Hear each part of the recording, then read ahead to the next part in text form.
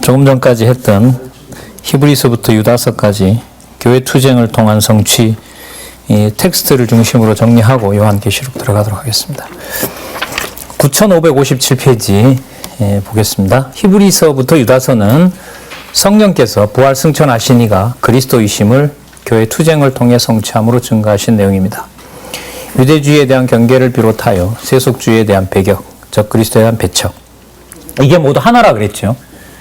그러니까 유대주의가 뭐냐면 예수 그리스도 외에 뭔가 자꾸 첨가하는 거, 예수 그리스도가 교회의 유일한 머리 되신다는 거, 믿음의 주고 온전한 주가 되신다는 거 부정하는 거. 그렇게 하는 이유가 뭐냐면 세속주의로 가기 위한 거죠. 교회와 하나님의 성도를 뭐 하려는 거죠. 자기가 머리가 돼서 하려는 거죠. 그자는 조금 전에 살펴본 것처럼 뭐 하는 거죠. 그리스도를 대적하는 자죠. 저 그리스도인 겁니다. 그러니까 히브리서에서부터 유다서까지는 내용도 그렇고 주제도 그렇고 이게 내용은 반드시 하나로 붙어야 되고요. 이야기하고자 하는 것도 결국은 유대주의에서부터 어디로? 적그리스도로 결국은 하나인 사건이에요. 그러니까 이런 말이 안 되겠죠. 그러니까 유다서에서 말하는 그 비진리가 드러났는데 요한 2서에서 말하는 적그리스도는 아니다. 이건 안 되는 거예요. 되면 다 같이 되는 거예요. 그게 얼마나 무서운 거 보세요. 예수 그리스도의 지체인 성도를 내 편리한 용도대로 쓴다. 이걸 우리가 세속주의라고 하잖아요. 근데 이건 이미 뭐가 시작이 된 거죠? 유대주의가 시작이 된 거고 또 적그리스도로 가는 과정에 있는 거죠. 그래서 이게 남에게 어떤 투쟁하는 외부로 그 드러나는 의미에서 교회 투쟁이 아니라 내가 그 세속 가운데 있고 나를 하나님께서 지켜주지 않으면 글로 갈 수밖에 없다는 걸로 보면 이건 굉장히 무겁고 심각한 상황이 되는 겁니다. 남에게만 적용할 수 있는 게 아니잖아요, 이 말씀은. 성령께서도 붙잡아 주지 않으면 얼마든지 그렇게 진짜 버려질 수 있는 거기 때문에. 그래서 다시 한번 말씀드리면 유대주의와 세속주의와 적그리스도는 뭐가 아니다, 하나가 아니다. 그러면 한번 보세요. 성도를 내 기준으로 한번 무시한 게 뭐가 돼버린다는 거죠? 유대주의, 세속주의, 적그리스도가 된다는 겁니다. 이게 얼마나 무서운 상황이냐 말이죠. 그리스도가 돌보고 계시는.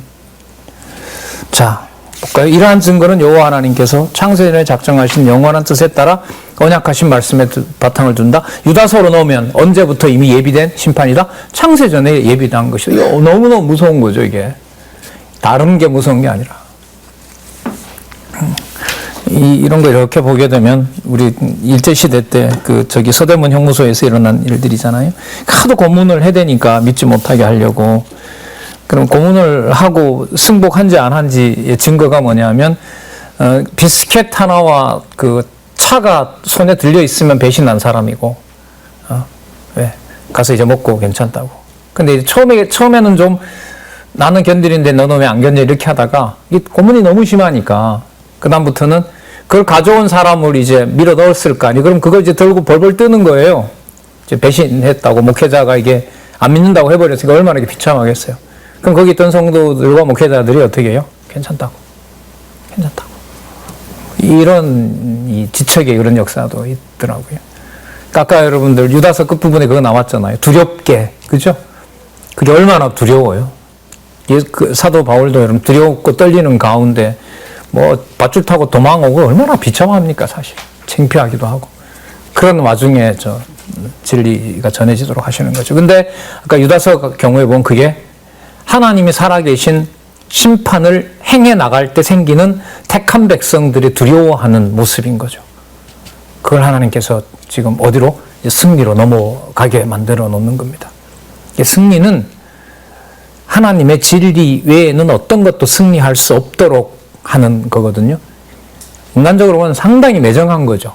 그러니까 뭐하고 뭘 바꿔버리는 거니까. 인간의 목숨과 이 모든 것들을 바꿔야만 뭐가 진리로 승리하게끔 하신다고 하는 내용이기 때문에 또 주신 또 은사가 다르니까 어떤 식으로 견디게 하실는지는 모르지만은 자, 드디어 이제 9558페이지 교회 승리를 통한 성취로 가보도록 하겠습니다. 요절 우리 하나 보고 넘어갈까요? 요한계시록 요절 17장 14절입니다. 자, 본문이 거기 있으니까요. 요한계시록 17장 14절 보겠습니다.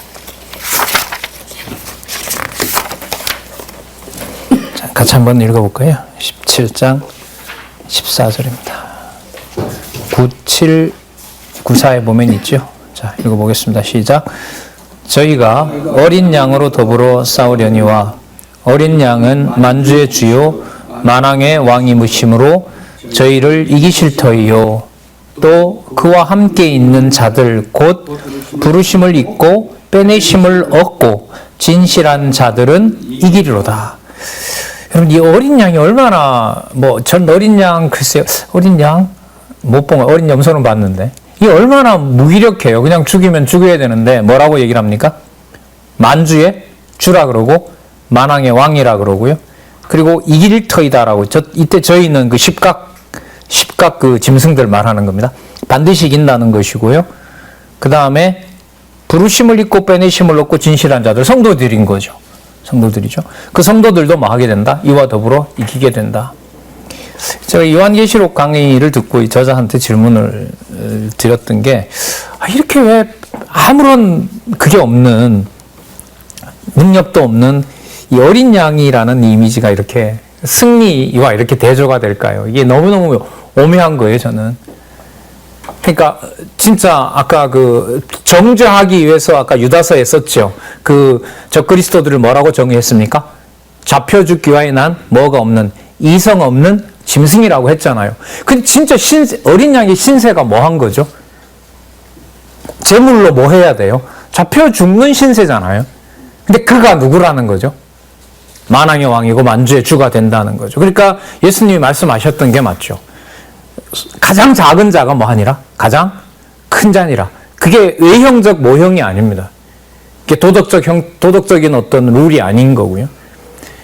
진리 아래서 진리와 함께 더불어서 살게 해주는 그 교회에 대한 평가를 그리스도가 하시고, 그 그리스도가 주관해 가시면서 당신을 어린 양으로 계시하신 만왕의 왕의 자리로 그런 모습에서 하나님의 교회를 다루어 가신다는 거죠.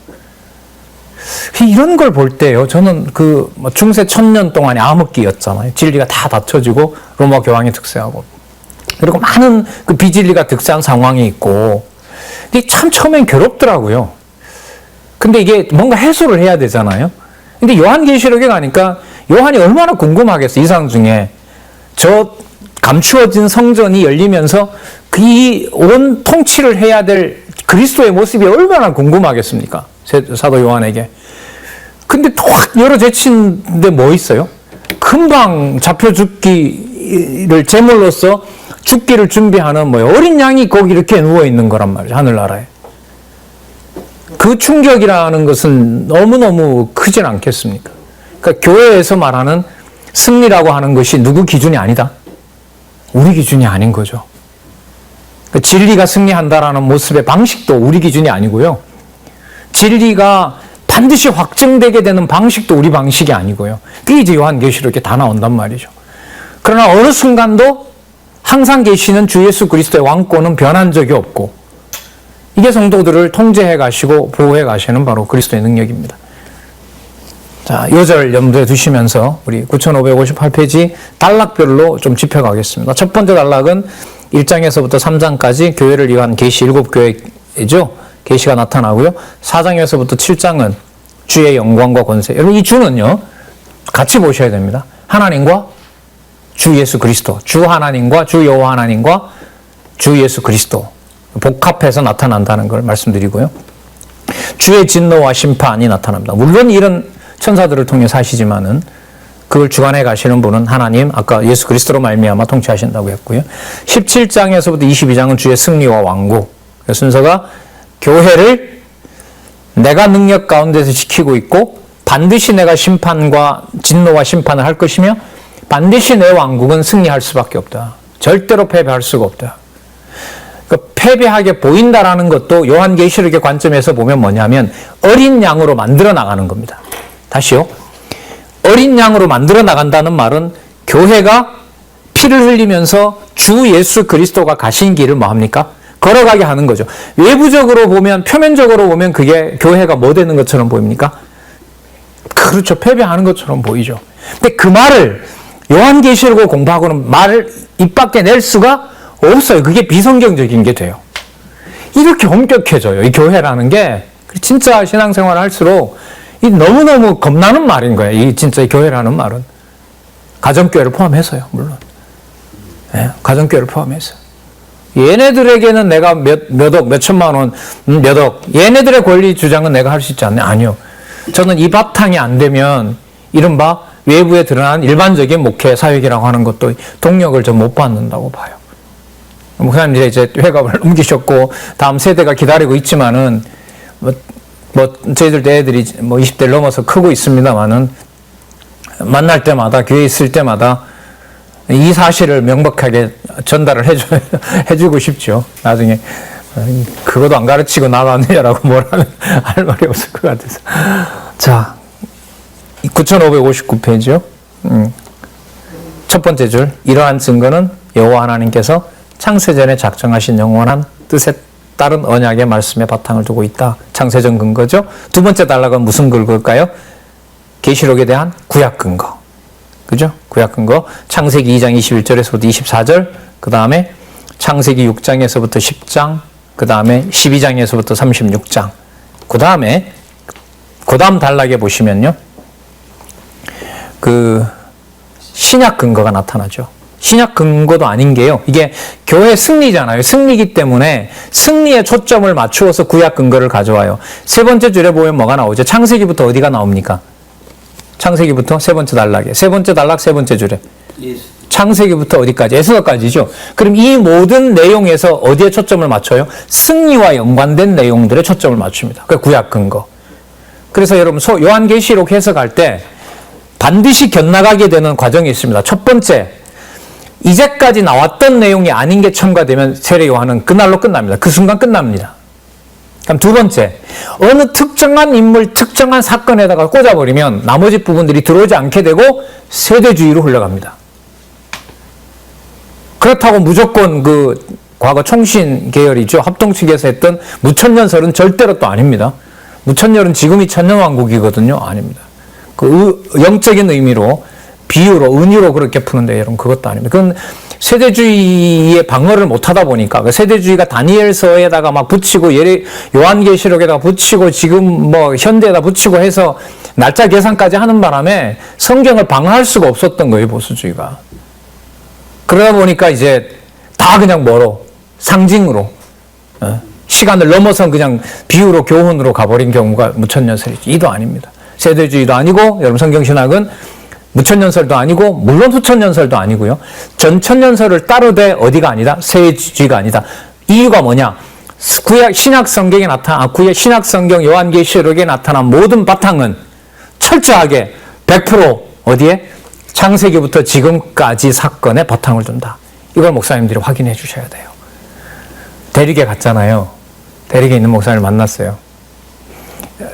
이 계시록에 대해서 뭐라고 하냐면 너무 끼워 맞춘 거 아닙니까? 이러는 거예요. 저자한테. 그러니까 저자가 웃으면서 선명하게 해줘도 불만이네요. 그랬다는 거죠. 그러면서 이제 이렇게 뭐 솔직하게 얘기하시잖아요, 이 저자가. 그러면서 목사님 제가 하나 더 말씀드리면 제 말은 제가 그 말을 듣기에는 내 거 할 거 좀 남겨놓지 왜 당신이 다 해버렸습니까? 그렇게 들린다고. 내가 똑똑하다는 얘기가 아니라고. 나는 요한계시록 나도 많은 경우에 참 바른 길로 가지 않고 그렇게 듣기도 하고 그렇게 했었지만 성경을 보니까 창세기에서부터 유다서까지를 바탕으로 요한계시록인 거지 다른 어떤 게 나오면 안 된다. 그리고 두 번째, 어느 누구에게 딱 맞춰버리면 거기서 뭐가 넘어갑니까? 세대주의자가 아니라도 세대주의로 넘어가게 돼요. 이걸 고민을 하고 요한계시록을 여러분 마무리를 해놓은 거예요. 오늘 안 오셨네. 요한계시록 때문에 전국으로 곳곳으로 미국까지 갔다 그랬죠. 미국까지 비행기 타고 가서 계시록 배우러 갔던 우리 백 목사님이 오늘 안 오셨는데 처음 만났을 때 목사님이 그러시더라고요. 요한계시록도 풀리나요? 풀리죠. 근데 창세기 모르면 안 풀려요. 전천년설을 얘기하는 거죠? 그렇죠. 그러니까 천년왕국 전에 예수님 오시는 거 그것만. 그렇다고 해서 그걸 물어보면 안 된다? 세대주의는 아닙니다. 세대주의는 아니에요. 세대주의는 날짜 맞추고 다니엘서를 가지고 와서 현대에다가 엮어버리고 아니요. 철저히 그렇지 않습니다. 그래서 저는 이 요한계시록이 지금 곳곳에서 몇 사람이 지금 그거 전문가라고 하는데 저도 다 보고 있습니다만은 안 풀려요. 풀리질 않습니다. 그러니까 요한계시록은 한 절 한 절 읽을 때마다 뭐가 쑥쑥 들어오는 거죠.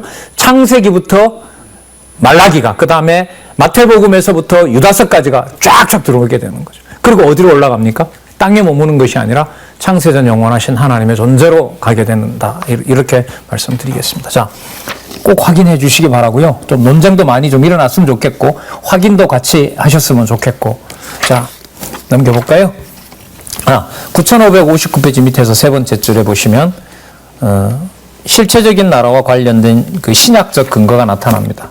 자, 9560페이지에 보시면은요, 창세기에서부터 사무엘하까지, 그 다음 창세기 14장, 창세기 34장, 그 다음 출애굽기 1장에서부터 18장, 출애굽기 17장에서부터 17장 8절에서부터 16절, 민수기 31장, 여호수아 5장에서부터 12장, 사사기, 사무엘하, 그 다음에 신약교회 시대. 자, 신약교회 근거 밑에 볼게요.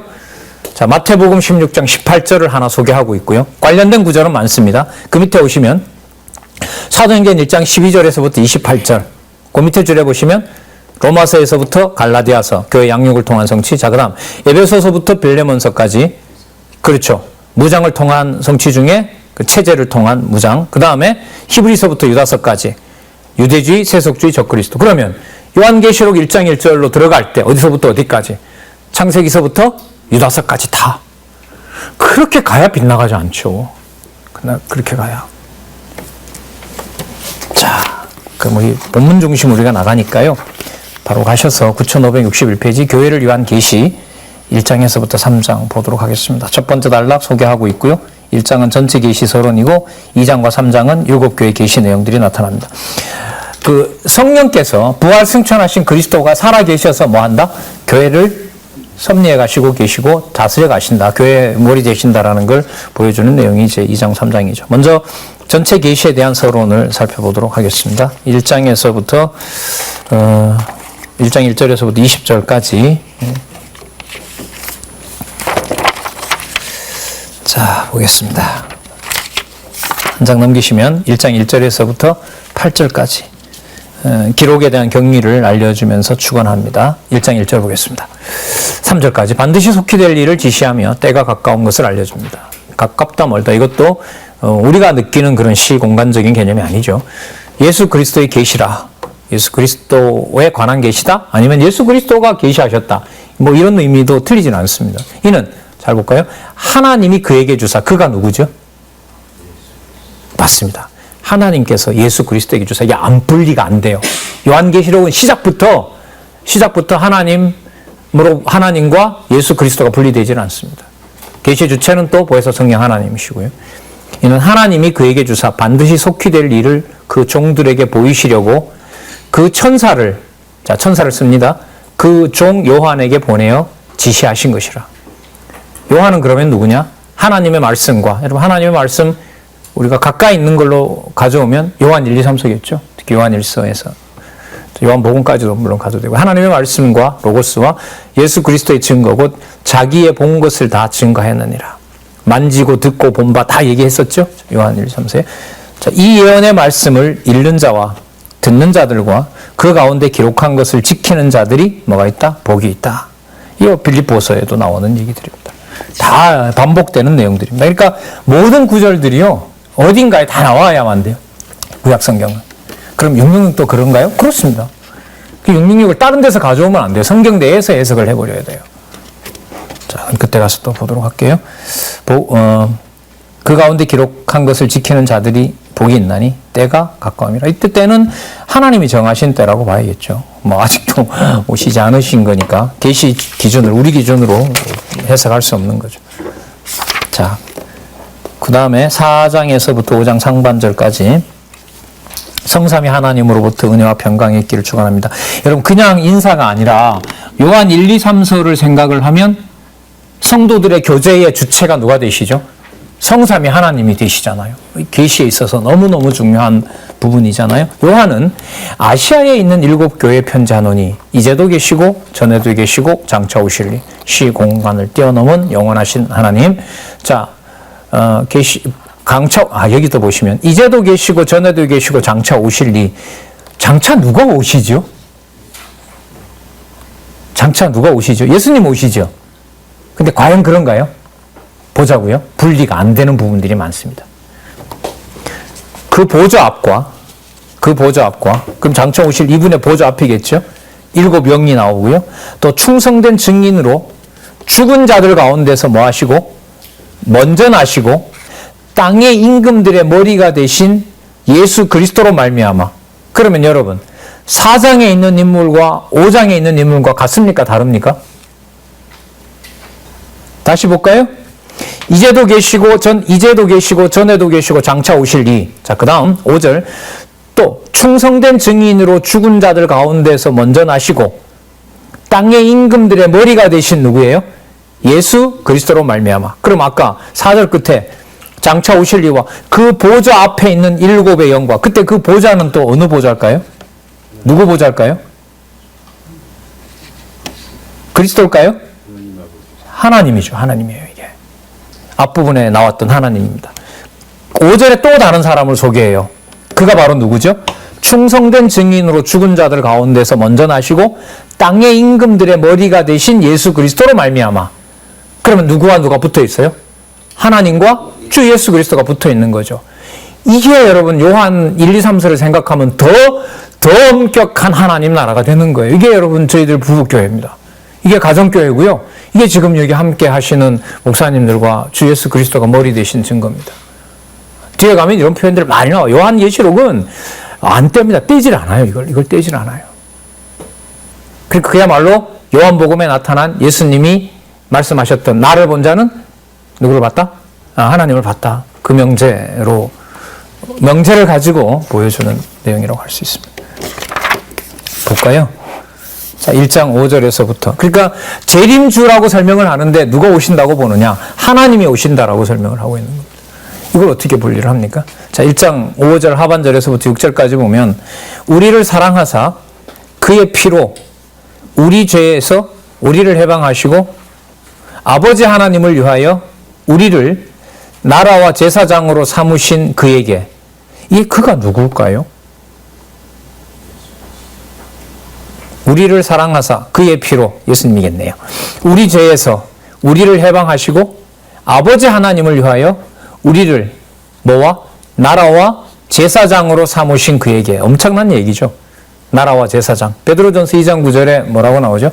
왕같은 제사장. 이미 나왔던 개념들이고요. 그 왕같은 제사장 개념이 크게 무슨 규모가 크고 이게 아니에요. 요한 1, 2, 3서는 어디에다 맞춰요? 무슨 교회? 가정교회에서부터 출발한다는 거. 이 진짜 저는 뭐 너무너무 이건 파격적이었어요. 저한테는. 이걸 그렇게 소홀했더라고요. 뭐 성경 가르치고 뭐 한다고 다니면서도 이 참 그에게 영광과 능력이 세세토록 있기를 원하노라. 이때 그에게는 예수 그리스도에게 영광과 능력을 돌려드리는 겁니다. 경배 대상이 맞습니다. 하나님과 주 예수 그리스도와 성령의 교통하심이 너희 무리가 있을지어다. 바로 이 말씀 많이 나누는 성령 축원, 그 근거는 바로 출발과 목적은 바로 삼위 하나님에게 있다. 자, 볼까요? 볼지어다 구름 타고 오시리라. 각인의 눈이 그를 보겠고 그를 찌른 자들도 볼 것이요. 스가랴에 나오죠, 이 말씀. 땅에 있는 모든 족속이 그를 인하여 왜곡하리니 그리하리라. 맞다. 아멘. 주 하나님이 가라사대. 이스라엘 번역에는 이 여호와 하나님으로 나올 확률이 많은 부분인데요. 정확하게는 모르겠습니다만. 주 하나님이 가라사대 나는 알파와 오메가라. 이제도 있고 전에도 있고 장차 올 자요. 여러분 누가 오신다고 했어요? 아까 7절에는. 볼지어다 구름 타고 오시리라. 누가요? 예수께서. 근데 8절에는 누가 오신다요? 그래요? 봐요. 분리가 안 되잖아요. 이게. 분리가 안 돼요. 주 하나님이 가라사대 그러잖아요. 지금 하나님이 얘기하시는 거예요. 나는 알파와 오메가라. 이제도 있고 전에도 있었고 장차 올 자다. 분리가 안 돼요. 이게 요한복음을 바탕을 둬야 돼요. 여기 있죠? 본성에 의한 성취. 여기. 본성에 의한 성취.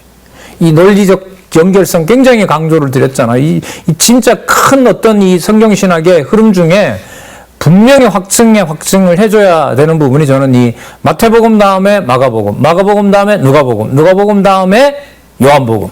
그래서 요 순서를 가볍게 보면 절대로 예수의 본성, 양성, 사역 하나님의 계시로서 설명이 안 된다. 이게 설명이 안 되면 어디 가서 요한계시록은 또 따로 논다. 따로 간다. 철저하게 여러분 이게 바탕이 돼야 돼요. 복음서 바탕에 예수님의 지상에서 한 아주 디테일한 사역과 요한복음에서 말하는 그분이 누구이시다?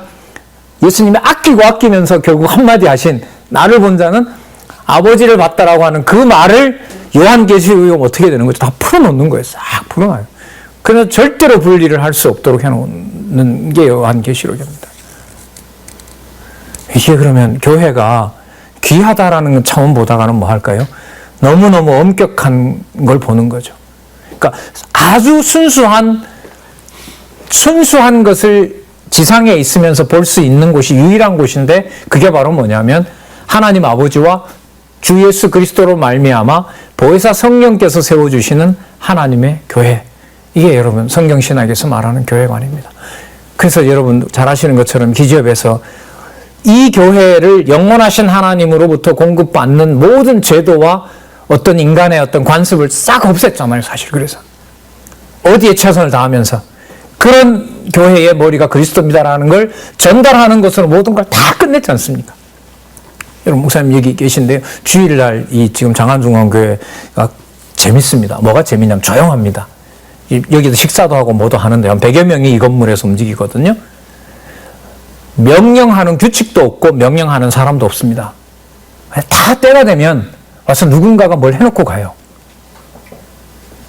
뭐 우리 저자인 목사님도 보이시지도 않고요. 저는 뭐 한 달에 한 2번은 여기 있지도 않고. 근데 오늘 와서 보면 갈수록 고성이 오거나 뭐 하세요라든지 없어요. 쓰레기 봉투 싸는 소리, 설거지 하는 소리, 그리고 시간 됐어요라는 소리, 뭐 몇 마디밖에 없어요. 이 저자인 목사님도 그러시더라고요. 난 진짜 이렇게 빨리는 상상도 안 했는데, 근데 2016년에 이게 나면서 뭔가 계기가 된 거죠. 야, 도대체 이 성경신학이 뭐길래 이런 일이 벌어져야만 되지? 근데 이게 시간이 지나갈수록 여호와 하나님 살아계신 증거가 되는 거죠. 조용해요. 진짜 조용해요. 고성을 지를 이유가 없죠. 그건 내 말대로 안 되는 거니까. 아니면 규칙이 있으니까 규칙대로 따르라고 소리를 지르거나 푸시를 하거나 이렇게 되죠. 물론 완벽할 수는 없습니다만. 이렇게 가고 뭐 하는 시간에는, 공부하는 시간에는 이제 양보가 없죠. 자기가 확신하고 확인한 거. 근데 다 뭐 제시를 하고 있고요. 경동 강좌 뭐 일주일에 다 6시간씩이죠. 화요일 날 서너 시간씩 되죠. 특강 뭐 서너 시간씩 되죠. 뭐 한 달마다 나오는 강의가 이러면 25강의가 되니까 성도들 입장에서 뭐 갈급한 게 사실 없죠. 원하면 가서 마치 사전 펼쳐보듯이 다 이렇게 챙겨 들을 수가 있는 거니까요. 자, 이 모든 것이 요한계시록에서 보면 하나님과 여호와 하나님과 주 예수 그리스도로 말미암아 성령의 교통하심이 확정되는 데가 바로 여러분 이 진리의 교회라는 거죠. 자, 그 교회가 아시아 일곱 교회로 가잖아요. 여러분 이 기록이 75년이면 예루살렘 성전은 벌써 몇 년 전에 25년 전에 뭐 했어요? 불탔어요. 그러면 쉽게 말하면 요한 사도행전으로 보면 어떤 총회 건물이 없는 거예요? 예루살렘 총회 건물이 없는 거예요. 예루살렘이 끝장이 나고 불에 탔고 거긴 이방인들이 이제 정착을 하기 시작한단 말이죠. 곳곳에 아직 반란은 남아있지만 135년까지 바르 코코바에 의해서 한 사람의 유대인도 남지 않는 유대인 대추방령이 내릴 때까지는 가지만 70년에서부터 앞으로 한 70년, 130년, 5년까지는 유대인들로서는 점점 뭐예요? 거기서 감히 교회라는 말을 꺼낼 수가 없죠.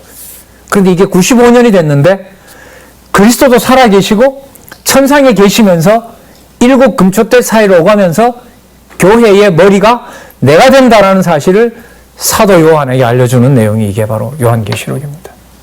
뭘 다 모아서요? 아까 근거가 나왔죠? 창세전에 언약하신 대로 창세기에 약속하셔서 지금까지 언약한 대로 이게 여러분 오신 날까지 이방인들에게 주어진 어마어마한 복인 거죠. 어마어마하게. 예루살렘 성전이 무너지고 유대인들이 사방으로 쫓기면서 48년 돌아갔습니다만 아직은 이방인의 때를 하나님께서 계속 주고 있습니다.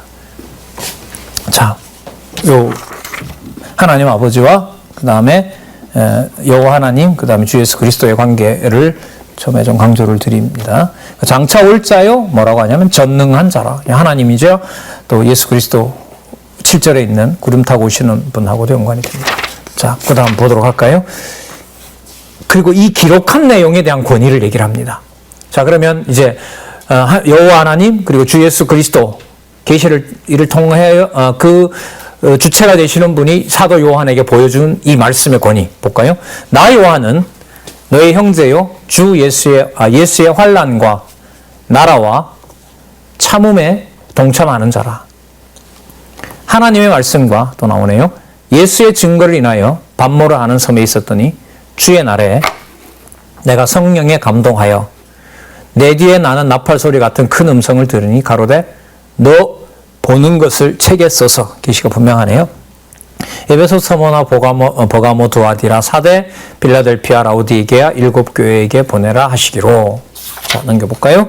몸을 돌이켜 나더러 말한 음성을 알아보려고 돌이킬 때에 7 금촛대를 보았는데 촛대 사이에 인자 같은 이가 발에 끌리는 옷을 입고 가슴에 띠를 띠고 그 머리와 털의 희기가 흰 양털 같고 눈 같으며 그 입은 불꽃 같고 그 발은 풀무에 단련한 빛난 주석 같고 그 음성은 맑은 물소리와 같으며 그 오른손에 7별, 7교회 사자들이죠. 나중에 넘어가면 7별을 쥐고 있고 그 입에 좌우에 날성검이 나오고 얼굴은 해가 힘있게 비친과 같더라.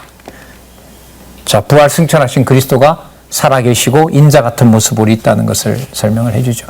에베소서의 내용에 보시면 왜 머리부터 발끝까지 전신갑주를 입으라는 말씀이 나오고 그건 성도와 관련된 거라면 지금 이걸 읽게 된다면 그 성도들의 전신갑주를 읽게 하는 주체가 누구죠? 바로 이 인자 같은 이 그리스도라고 볼 수 있겠죠. 그러면 이런 게 되겠죠. 성도들이 말씀으로 무장한다라는 걸 통해서 뭐가 계시될까요? 지금 여기 있는 7 금촛대 사이에 계시고 7 금촛대를 관리하시는 교회의 머리 대신 누구? 그리스도에 대한 계시가 드러나게 됩니다. 그러니까 이게 함부로 할 수 없다는 거예요. 그래서 명령으로 만들고 제도로 만든 인위적 제도들을 여기서 노회법을 사실 여기서 기집애에서 없애버린 겁니다. 이걸 알고는 도저히 묶어둘 수가 없죠. 명령하고 누가 누구에게 하고 이런 거는 용납이 될 수가 없는 겁니다. 자, 위로하여 기록을 명하는 내용이 나타납니다. 17절에 보시면 아주 재밌는 말씀이 나오죠. 내가 볼 때에 그 발 앞에 엎드려져 죽은 자 같이 되매 그가 7 금촛대 사이를 거느시는 바로 메시아겠죠. 그가 오른손을 내게 얹고 가라사대 두려워 말라 나는 처음이요 나중이니. 여러분 처음과 나중은 아까 누구한테 쓰셨던 용어죠? 하나님이셨죠. 분리 안 되잖아요. 보세요. 곧 산자라 내가 전에 죽었었노라 볼지어다 이제 세세토록 살아있어. 자, 사망과 음부의 열쇠를 가졌다. 이거 유다서와 관계되죠. 유다서에 보면 이 사망과 음부의 권세를 창세전에 어떻게 이미 심판하시기로 이미 작정해 놓았고 유다서 끝에 가면 홀로 한 분이신 주와 또 주 예수 그리스도로 말미암아 영광과 능력과 권세가 함께 있을지어다라고 이미 살펴놓은 거죠. 그러니까 유다서에 대한 감 없이 요한복음은 요한계시록은 안 된다는 거죠. 넘어가면 안 된다는 거예요, 저는. 이걸 어떻게 무시하고 가냐는 거죠. 그러니까 뭐가? 요한 1, 2, 3서에 나타난 면대하기를 원하노라라는 것에서 삼위 하나님의 영원하신 하나님의 계시를 심판주와 관련된 것을 유다서에서 확증을 하고 그 곳에서 소개된 그 그리스도가 만왕의 왕이시라는 사실을 계시록에 와서 지금 소개를 하고 있는 겁니다. 자, 넘겨볼까요? 19절. 그러므로 이 중요한 구절이 나옵니다. 그러므로 내 본 것과 이제 있는 일과 장차 될 일을 기록하라. 내 본 것은 내 오른손에 있는 7별의 비밀과 7 금촛대라. 7별은 7 교회의 사자요 7 금촛대는 7 교회니라. 교회 사자에게 편지를 하죠. 이것도 여러분 누구에게 특정 지을 수가 없죠. 이 신학시대로 보면 사도님이 다 돌아가셨으니까 교회 감독자들이겠죠. 장로들인 거고요. 진리를 인도하는 자들일 거고요. 그러니까 이 말은 다르게 보면 하나님께서 반드시 하나님의 교회는 기록한 그 말씀을 뭐하는 인도하고 전도하는 자를 반드시 세워놓는다는 거죠. 가정교회가 바로 그런 거고요. 자, 여기서 본 것과 이제 있는 일과 장차 될 일, 여러분 이 설명이 여러분 성경신학의 특징입니다. 여기서부터 목사님들이 고민도 하시고 여기에 대해서 입장을 분명히 전해드리도록 하겠습니다. 자, 9579페이지 두 번째 단락 두 번째 줄 여기서 내 본 것은 여러분 2장과 3장입니다. 2장과 3장에 뭐냐면 아시아 7교회 맞죠? 지금 그걸 내 본 것이라고 보고요. 그 다음 밑에 내려오시면 하나, 둘, 셋, 넷, 다섯 번 이제 있는 일 있죠? 이제 있는 일은 4장에서부터 7장까지 하늘의 영원한 나라에 현존하고 있는 일, 그 영원한 현재인 거죠. 그러니까 언제는 있고 언제 없는 것이 아니라 부활 승천하신 그리스도가 항상 존재하고 있는, 그래서 그 4장에서부터 7장까지 제목을 한번 확인해 보실까요? 뭐와 뭐로 나옵니까? 주의, 자 여기 보시기 바랍니다. 여기 볼까요? 뭐로 나오죠? 여기 주의 영광과 권세로 나오죠.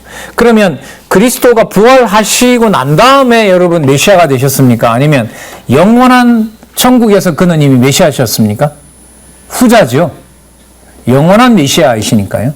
육의 몸을 입고 오셔서 승천하셔서 아버지 우편에서 통치하신다.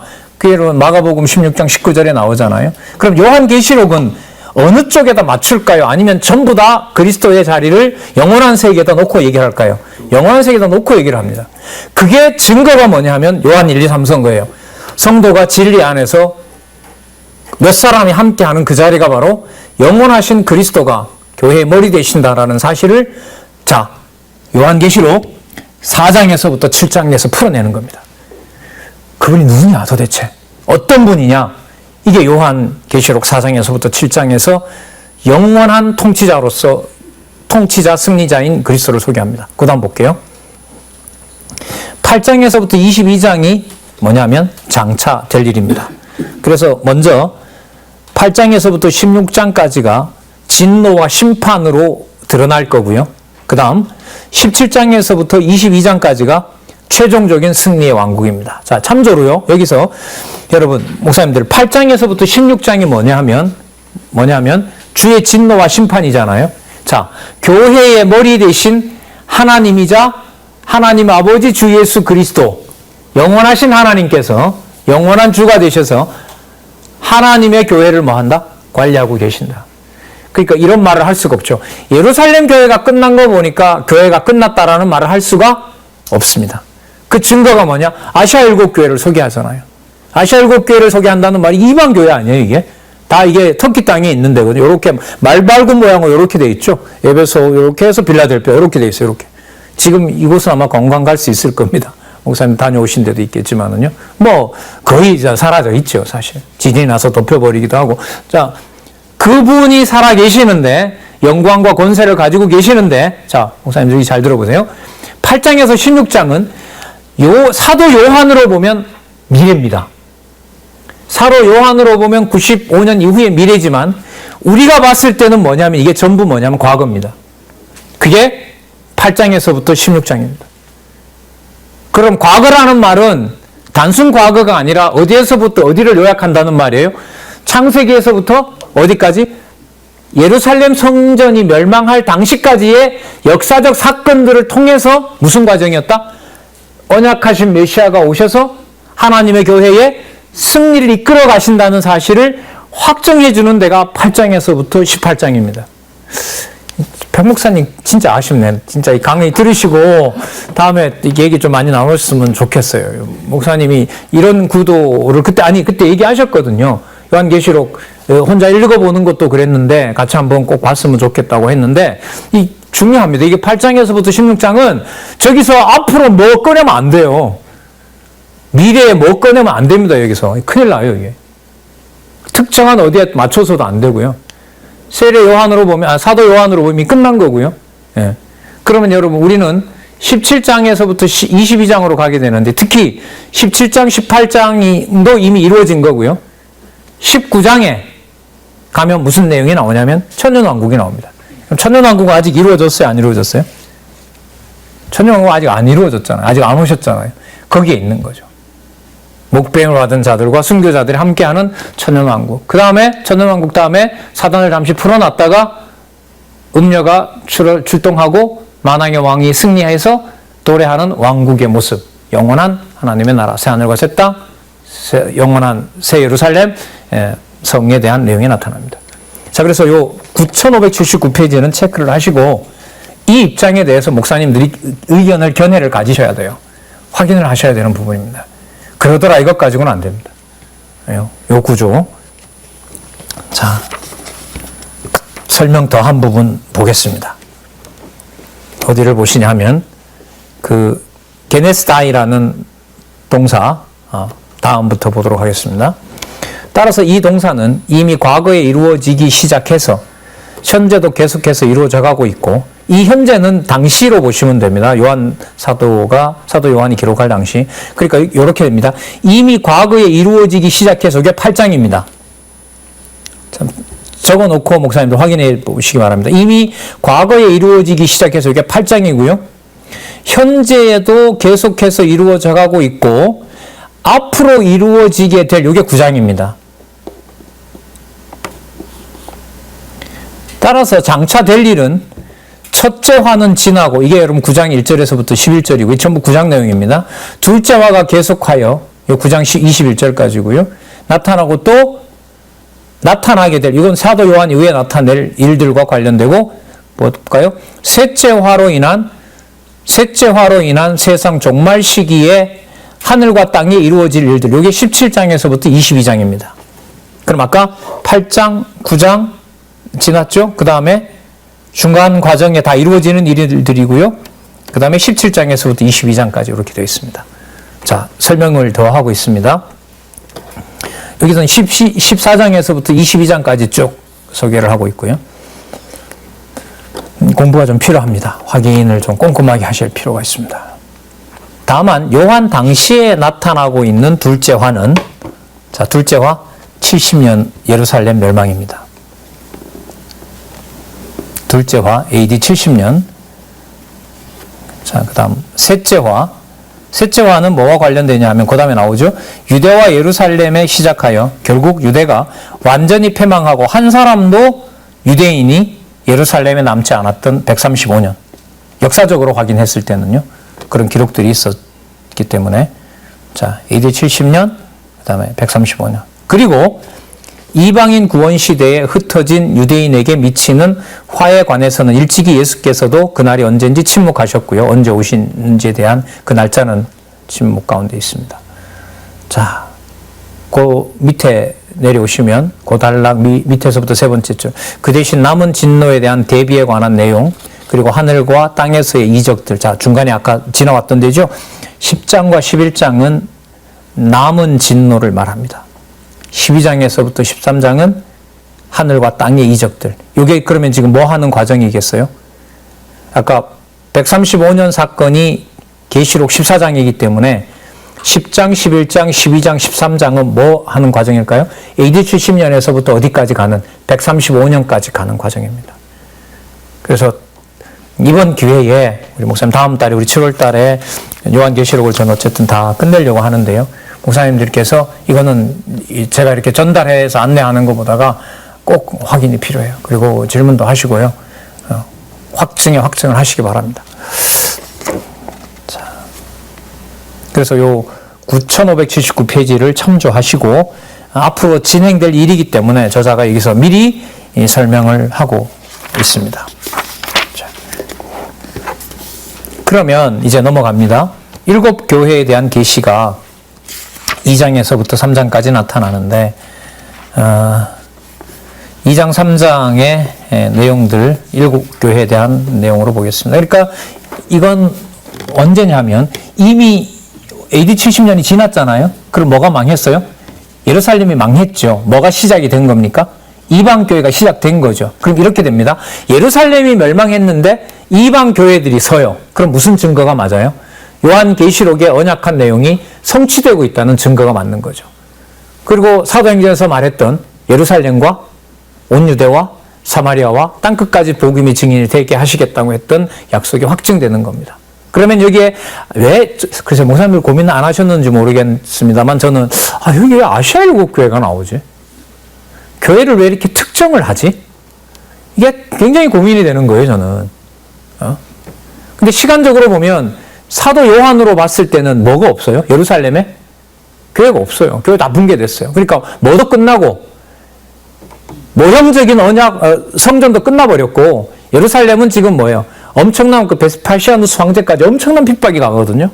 그리고 결국 135년의 절정이 임하면서 한 사람의 유대인들도 거기서 살 수 없도록 하고 1948년까지 떠도는 신세가 된단 말이죠. 그게 어디에 교회가 서는 증거가 된다는 겁니까? 이방에.